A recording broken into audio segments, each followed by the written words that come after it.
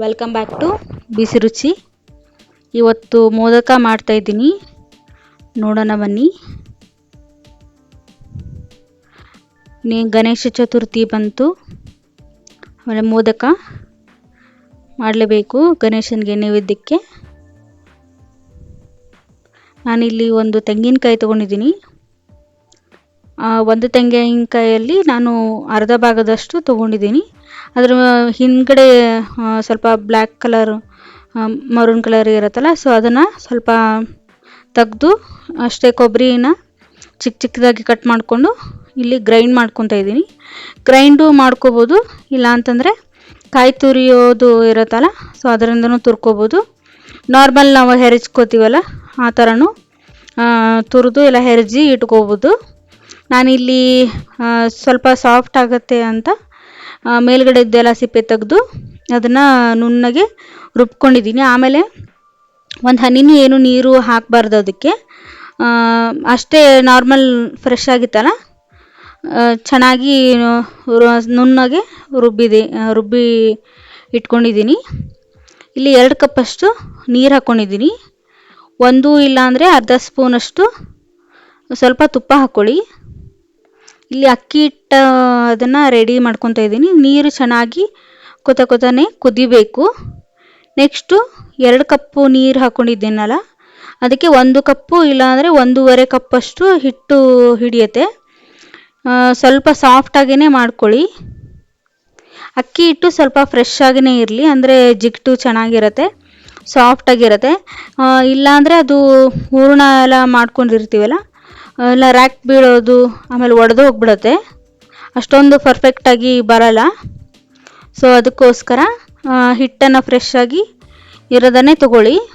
ಆಮೇಲೆ ಈಗ ಎಲ್ಲ ಶಾಪಲ್ಲೂ ಸಿಗುತ್ತೆ ಅಕ್ಕಿ ಹಿಟ್ಟು ಅಂತ, ನೀವು ಮಿಲ್ಲಲ್ಲಿ ಹೋಗಿನೂ ಅಕ್ಕಿ ಹಿಟ್ಟನ್ನ ಹಾಕಿಸ್ಕೊಂಡು ಬರ್ಬೋದು. ಇಲ್ಲಿ ಒಂದು ಬಾಣಲೆ ಇಟ್ಕೊಂಡಿದ್ದೀನಿ. ಇದಕ್ಕೆ 1 ಸ್ಪೂನಷ್ಟು ತುಪ್ಪ ಹಾಕ್ಕೊಂಡಿದ್ದೀನಿ. ಇದು ಸ್ವಲ್ಪ ಚೆನ್ನಾಗಿ ಬಿಸಿಯಾಗಲಿ. ಬಿಸಿಯಾದ ನಂತರ ನಾನು ಅರ್ಧ ಭಾಗದಷ್ಟು ತೆಂಗಿನಕಾಯಿ ತುರಿ ತೊಗೊಂಡಿದ್ದೀನಲ್ಲ, ಸೊ ಅದು 1 ಕಪ್ಪಷ್ಟು ಮೆಜರ್ಮೆಂಟ್ ತೊಗೊಂಡಿದ್ದೀನಿ. 1 ಕಪ್ಪಷ್ಟು ಕಾಯಿ ತುರಿ ಆಗಿದೆ, 1 ಕಪ್ಪಷ್ಟು ಸಿಕ್ಕಿದೆ ನನಗೆ ಕಾಯಿ ತುರಿ. ನುಣ್ಣಗೆ ರುಬ್ಕೊಂಡಿರೋದಲ್ಲ, ಸೊ ಅದಕ್ಕೋಸ್ಕರ 1 ಕಪ್ ಆಗಷ್ಟು ಆಗುತ್ತೆ. ಇಲ್ಲಿ 1 ಕಪ್ಪಷ್ಟು ಕಾಯಿ ತುರಿ, 1 ಕಪ್ಪಷ್ಟು ಬೆಲ್ಲ ತೊಗೊಂಡಿದ್ದೀನಿ.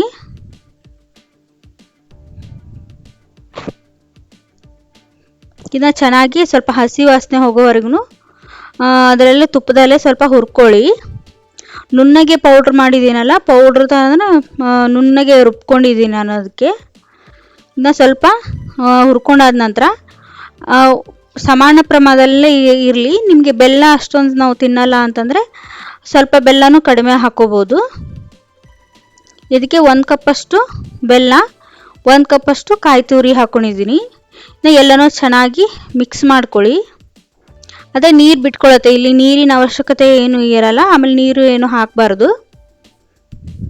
ಚೆನ್ನಾಗಿ ಅದರ ಲೋ ಫ್ಲೇಮಲ್ಲಿ ಇಟ್ಕೊಂಡು ಮಿಕ್ಸ್ ಮಾಡ್ಕೊಳ್ಳಿ ಚೆನ್ನಾಗಿ. ನೋಡಿ, ನೀರು ಎಲ್ಲ ಬಿಡ್ತಾ ಇದೆ. ಆಮೇಲೆ ಬೆಲ್ಲ ಕರಗೋವರೆಗೂ ಮಾಡ್ಕೊಳ್ಳಿ.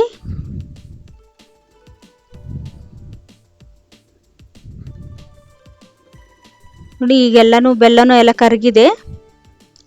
ಆಮೇಲೆ ಸ್ವಲ್ಪ ಏಲಕ್ಕಿ ಪೌಡ್ರ್ ಹಾಕ್ಕೊತಾ ಇದ್ದೀನಿ. ಚೆನ್ನಾಗಿ ಮಿಕ್ಸ್ ಮಾಡ್ಕೊಳ್ಳಿ. ಕರೆಕ್ಟಾಗಿ ಮೆಜರ್ಮೆಂಟಿಗೆ ಬಂದಿದೆ. ತುಂಬ ಪಾಕೆಟ್ ಟೈಪ್ ಅಂತ ತಗೋಬೇಡಿ. ಇದು ನಾರ್ಮಲ್ ಆಗಿಯೇ ಈ ಥರ ಮಿಕ್ಸ್ ಮಾಡ್ಕೊತ ಇದ್ದರೆ ಅದು ನಿಮಗೆ ಗೊತ್ತಾಗುತ್ತೆ ತಿಕ್ನೆಸ್ ಬರೋದು.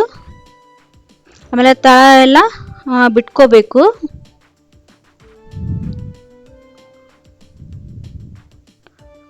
ಚೆನ್ನಾಗಿ ಬಂದಿದೆ, ಕೊಬ್ಬರಿ ಮತ್ತು ಬೆಲ್ಲನೂ ಚೆನ್ನಾಗಾಗಿದೆ. ಈಗ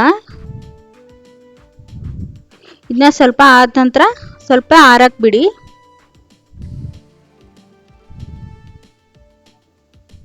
ಅಕ್ಕಿ ಹಿಟ್ಟು ಮಾಡಿ ಇಟ್ಕೊಂಡಿದ್ವಲ್ಲ, ಸೊ ಅದಕ್ಕೆ ಸ್ವಲ್ಪ ತುಪ್ಪ ಹಾಕಿಟ್ಟು ಸ್ವಲ್ಪ ಮೇಲ್ಗಡೆ ಸ್ವಲ್ಪ ಬಟ್ಟೆನೇ ಮುಚ್ಚಿಟ್ಟು ಇಟ್ಬಿಡಿ. ಇಲ್ಲಾಂದರೆ ಅದು ಮೋದಕ ಮಾಡಿದಾಗ ಸ್ವಲ್ಪ ರ್ಯಾಕ್ ಬೀಳೋದು, ಆಮೇಲೆ ಚೆನ್ನಾಗಿ ಅಷ್ಟು ಬರಲ್ಲ, ಕಡುಬು ಅಷ್ಟು ಚೆನ್ನಾಗಿ ಬರಲ್ಲ. ಸೊ ಅದಕ್ಕೋಸ್ಕರ ನಾನು ಲಿಡ್ನ ಕ್ಲೋಸ್ ಮಾಡಿ ಅದನ್ನು ಇಟ್ಟಿದ್ದೀನಿ. ಸೊ ಇದು ಸ್ವಲ್ಪ ತಣ್ಣಗಾಗಲಿ. ಈಗ ಒಂದು ದೊಡ್ಡದು ಪ್ಲೇಟ್ ಆದರೆ ತೊಗೊಳ್ಳಿ, ಈ ಥರ ಪರಾತ ಅದಾದರೂ ತೊಗೊಳ್ಳಿ. ಈಗ ಅಕ್ಕಿ ಹಿಟ್ಟನ್ನ ಚೆನ್ನಾಗಿ ನಾದ್ಕೋಬೇಕು. ಸ್ವಲ್ಪ ಬಿಸಿ ಇದೆ, ಸ್ವಲ್ಪ ಅಂದರೆ ಬಟ್ಟೆನೇ ಮುಚ್ಚಿಟ್ಟಿದ್ನಲ್ಲ. ನೆಕ್ಸ್ಟು ತುಪ್ಪ ಹಚ್ಕೊಂಡು ಕೈಗೆ, ಆಮೇಲೆ ಅದಕ್ಕೆ ತುಪ್ಪ ಹಾಕ್ಕೊಂಡು ಚೆನ್ನಾಗಿ ನಾದ್ಕೋಬೇಕು. ಅದನ್ನು ತುಂಬಾ ಸಾಫ್ಟಾಗಿ ಬರುತ್ತೆ, ಚೆನ್ನಾಗಿ ನಾದ್ಕೋಬೇಕು. ಸ್ವಲ್ಪನೂ ಅಕ್ಕಿ ಹಿಟ್ಟು ಜಾಸ್ತಿ ಅಂತರ ಏನೂ ಇಲ್ಲ, ಹಿಟ್ಟಿಟ್ಟು ಆ ಥರನೂ ಇಲ್ಲ, ತುಂಬಾ ಪರ್ಫೆಕ್ಟಾಗಿ ಬಂದಿದೆ. 2 ಕಪ್ಪಷ್ಟು ನೀರಿಗೆ 1.5 ಕಪ್ಪಷ್ಟು ಹಿಟ್ಟು ಹಾಕ್ಕೊಂಡ್ರೆ ತುಂಬ ಹದವಾಗಿ ಚೆನ್ನಾಗಿ ಬರುತ್ತೆ. ಸ್ವಲ್ಪ ತುಪ್ಪ ಹಚ್ಚಿಟ್ಟು ಇದನ್ನ ಎತ್ತಿಟ್ಕೊಳ್ಳಿ. ಆಮೇಲೆ ಹೂರಣನೂ ಚೆನ್ನಾಗಿ ಪರ್ಫೆಕ್ಟಾಗಿ ಆರಿದೆ, ಅದು ಪೌಡ್ರ್ ಥರನೇ ಬರುತ್ತೆ. ಆಮೇಲೆ ಸ್ಟೀಮ್ ಮಾಡಿದಾಗ ತುಂಬಾ ಜ್ಯೂಸಿಯಾಗಿ ಚೆನ್ನಾಗಿ ಬರುತ್ತೆ.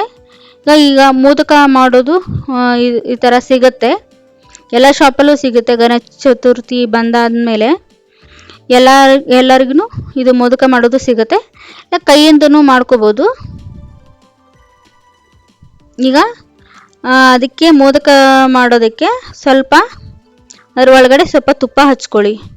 ನಾವು ಪ್ರತಿ ಸಲ ಮಾಡುವಾಗೂ ಅದನ್ನು ಸ್ವಲ್ಪ ಕ್ಲೀನ್ ಮಾಡಿ ತುಪ್ಪ ಹಚ್ಕೊಂಡು ಮಾಡ್ಕೋಬೇಕು. ಆಮೇಲೆ ಅಕ್ಕಿ ಹಿಟ್ಟು ಅಷ್ಟೇ, ಆಲ್ರೆಡಿ ನಾದಿ ಇಟ್ಟಿದೆ, ನಾದಿಟ್ಟಿದ್ರೂ ಸ್ವಲ್ಪ ತುಪ್ಪ ಹಚ್ಕೊಂಡೆ ಪ್ರತಿ ಸಲ ಮಾಡುವಾಗ, ಮೋದಕ ಒಂದೊಂದೇ ಮಾಡುವಾಗೂ ಸ್ವಲ್ಪ ತುಪ್ಪ ಹಚ್ಕೊಂಡು ಸ್ವಲ್ಪ ನಾದಿ ಇದನ್ನ ಫ್ಲಫಿಂಗ್ ಮಾಡೋಕ್ಕೆ ಇಟ್ಕೊಳ್ಳಿ.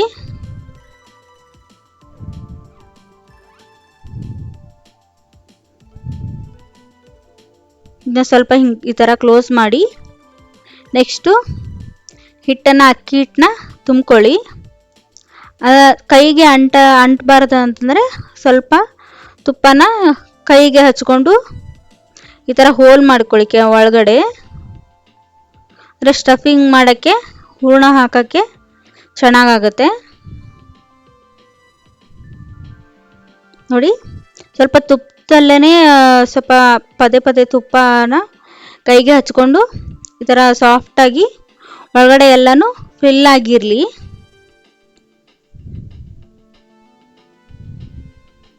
ತುಂಬಾ ಪರ್ಫೆಕ್ಟಾಗಿ ತುಂಬ ಚೆನ್ನಾಗಿ ಬರ್ತವೆ ಮೋದಕ. ಸಾಂಪ್ರದಾಯಿಕವಾಗಿಯೂ ನಾವು ಪಾರಂಪರಿಕವಾಗಿ ಮೋದಕನ ಮಾಡ್ಕೊತಾನೆ ಬಂದಿದ್ದೀವಿ. ಆಮೇಲೆ ಎಲ್ಲರಿಗೂ ಗಣೇಶ ಚತುರ್ಥಿಯ ಹಾರ್ದಿಕ ಶುಭಾಶಯಗಳು. ನಮ್ಮ ಚಾನಲ್ನ ಹಾಗೆ ನೋಡ್ತಾ ಇರೋರು ಸಬ್ಸ್ಕ್ರೈಬ್ ಮಾಡಿಕೊಂಡು ನಮ್ಮ ಚಾನಲ್ನ ನೋಡಿ. ಈಗ ಮತ್ತೆ ಸ್ವಲ್ಪ ಅಕ್ಕಿ ಹಿಟ್ಟು ತೊಗೊಂಡು ಸ್ವಲ್ಪ ತೆಳ್ಳಗೆ ಮಾಡಿಕೊಂಡು ನೆಕ್ಸ್ಟು ಅದ್ರ ಮೇಲ್ಗಡೆ ಇಡಿ. ಆಮೇಲೆ ಎಜ್ಜಿಗಿರುತ್ತಲ್ಲ, ಸೊ ಅಲ್ಲಿವರೆಗೆ ಈ ಥರ ಸೌರ್ದಂಗೆ ಮಾಡಿ ಅಕ್ಕಿ ಹಿಟ್ಟನ್ನ ಸ್ವಲ್ಪ ತುಪ್ಪ ಹಚ್ಕೊಂಡೇ ಮಾಡ್ಕೊಳ್ಳಿ, ಇಲ್ಲಾಂದರೆ ಅದು ಬಿಟ್ಕೊಂಡ್ಬಿಡತ್ತೆ.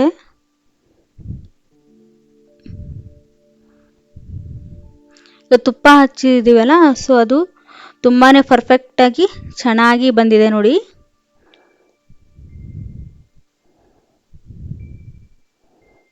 ತುಂಬಾ ಚೆನ್ನಾಗಿ ಬಂದಿದೆ ಮೋದಕ.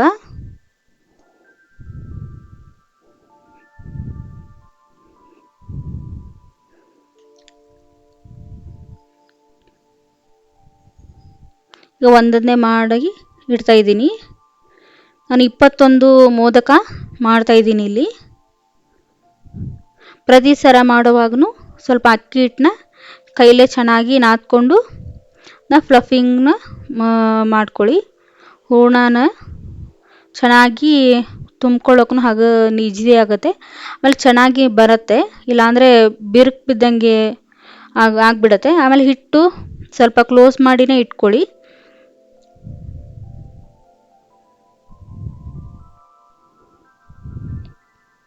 ಈ ಥರ ಸ್ವಲ್ಪ ಅಕ್ಕಿ ಹಿಟ್ಟನ್ನ ಈ ಥರ ಸೌರಿ, ನೆಕ್ಸ್ಟು ಮೇಲ್ಗಡೆ ಸ್ವಲ್ಪ ಹಿಟ್ಟನ್ನ ಪ್ಲೇಟ್ ಥರ ಕೈಲೇನೆ ತಟ್ಟಿ ಇಟ್ಕೋಬೋದು. ಇದನ್ನ ಹೂರಣ ತುಂಬಿಕೊಂಡು ಕಾಯಿ ತುರಿದು ಇತ್ತಲ್ಲ, ಸೊ ಈ ಥರ ಅದು ನಾದ್ಕೋಬೇಕು. ಅದಾದ ನಂತರ ಸ್ವಲ್ಪ ತುಪ್ಪ ಹಚ್ಕೊಂಡು, ಹೂರಣಕ್ಕೆ ತುಪ್ಪ ಹಚ್ಕೊಂಡು ಈ ಥರ ತಟ್ಟಿ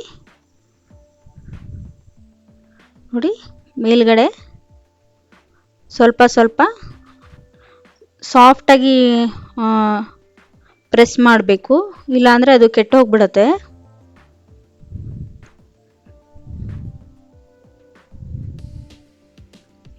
ತುಂಬ ಪರ್ಫೆಕ್ಟಾಗಿ ತುಂಬ ಚೆನ್ನಾಗಿ ಬರುತ್ತೆ ಮೋದಕ.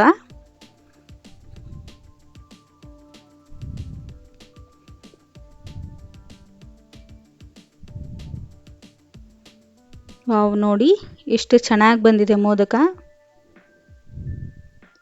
ಮೋದಕ ಲಾಡು ಗಣೇಶನಿಗೆ ತುಂಬಾ ಪ್ರಿಯವಾಗಿದ್ದು, ಸೊ ಅದು ನಾವು ಮೋದಕ ನೈವೇದ್ಯ ಮಾಡಿದ್ರೆ ನಮಗೂ ಒಳ್ಳೆಯದಾಗತ್ತೆ. ಒಂದೊಂದೇ ಮೋದಕನ ಮಾಡಿ ಇಟ್ಕೊಂಡಿದ್ದೀನಿ. ಇಲ್ಲಿ 21 ಮೋದಕ ಆಗಿದೆ. ಇನ್ನೂ ಸ್ವಲ್ಪ ಹಿಟ್ಟಿದೆ, ಅದು ನೆಕ್ಸ್ಟ್ ಬ್ಯಾಚಿಗೆ ಹಾಕೋತೀನಿ. ಈಗ ಸ್ಟೀಮ್ ಮಾಡ್ಕೊಳ್ಳೋಣ.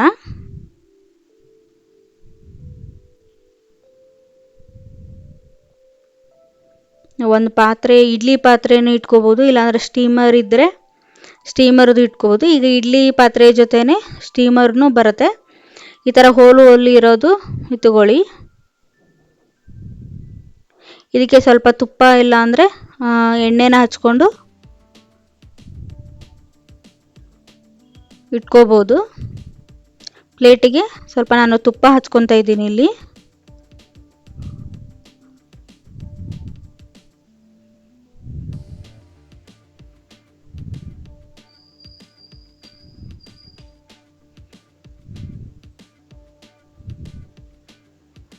ತುಪ್ಪ ಹಚ್ಚಿ ಇಟ್ಕೊಳ್ಳಿ. ಆಮೇಲೆ ಸ್ಟೀಮ್ ಮಾಡುವಾಗ ಮೋದಕ ಮಾಡ್ತಾ ಇರ್ತೀರಲ್ಲ, ಸೊ ಅವಾಗನೇ ಸ್ವಲ್ಪ ನೀರು ಕುದಿಯೋಕ್ಕೆ ಇಟ್ಬಿಡಿ, ಅಂದರೆ ಚೆನ್ನಾಗಿ ಅದು ಬಾಯ್ಲ್ ಆಗುತ್ತೆ. ನೆಕ್ಸ್ಟು ಈಗ ಪ್ಲೇಟ್ ಇತ್ತಲ್ಲ, ಸ್ಟೀಮರ್ ಪ್ಲೇಟು, ಅದರಲ್ಲೇ ನಾನು ಈಗ ಮೋದಕ ಇಡ್ತಾ ಇದ್ದೀನಿ.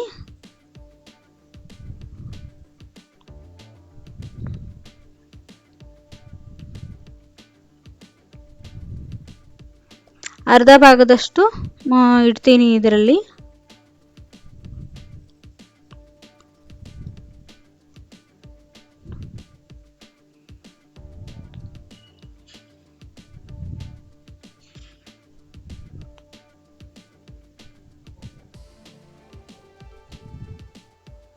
ಹನ್ನೊಂದು ಇಲ್ಲಾಂದರೆ 12 ಸ್ವಲ್ಪ ಜಾಸ್ತಿನೇ ಇಟ್ಕೋಬೋದು.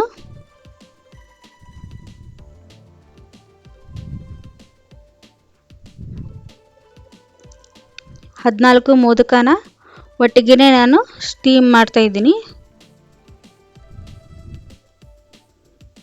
ಈಗ ನೀರು ಬಾಯ್ಲ್ ಆಗ್ತಾ ಇದೆ.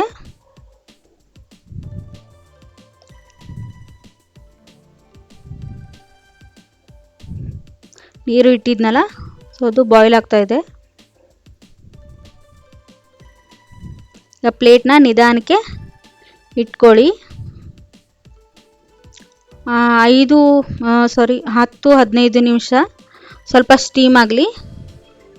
ಅಂದರೆ ಆಲ್ರೆಡಿ ನಾವು ಹಿಟ್ಟು ಇದು ಮಾಡಿರೋದ್ರಿಂದ 10 ನಿಮಿಷ ಅಷ್ಟು ಸಾಕಾಗುತ್ತೆ.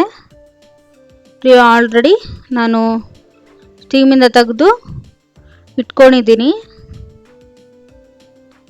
ಸ್ವಲ್ಪ ನಾನು ಫುಡ್ ಕಲರ್ನ ಯೂಸ್ ಮಾಡಿ ಸ್ವಲ್ಪ ಡೆಕೋರೇಟ್ ಮಾಡ್ತಾ ಇದ್ದೀನಿ. ಯೆಲ್ಲೋ ಕಲರ್ ಬರುತ್ತಲ್ಲ, ಸೊ ಅದಕ್ಕೆ ಸ್ವಲ್ಪ ಹಾಲು ಮಿಕ್ಸ್ ಮಾಡಿ ಒಂದೊಂದೇ ಡ್ರಾಪು ಇಡ್ತಾ ಇದ್ದೀನಿ. ತುಂಬಾ ಕಲರ್ಫುಲ್ಲಾಗಿ ತುಂಬ ಮೋದಕ ಚೆನ್ನಾಗಿ ಕಾಣುತ್ತೆ, ಸೊ ಅದಕ್ಕೋಸ್ಕರ.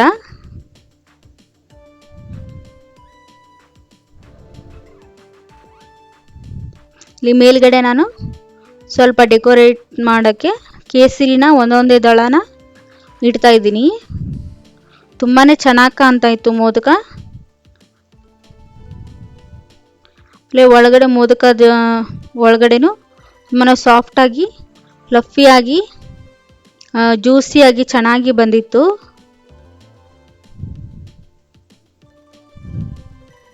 ಯಾರೆಲ್ಲ ಗಣೇಶನ ಕೂಡಿಸ್ತೀರಾ ಕಮೆಂಟ್ ಮಾಡಿ. ನೋಡಿ ಎಷ್ಟು ಫ್ಲಫಿಯಾಗಿ ಬಂದಿದೆ.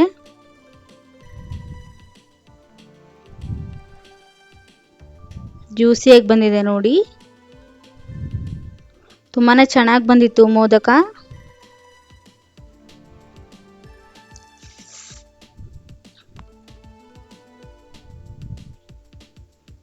ಗಣಪತಿ ಬಪ್ಪ ಮೋರಯ್ಯ.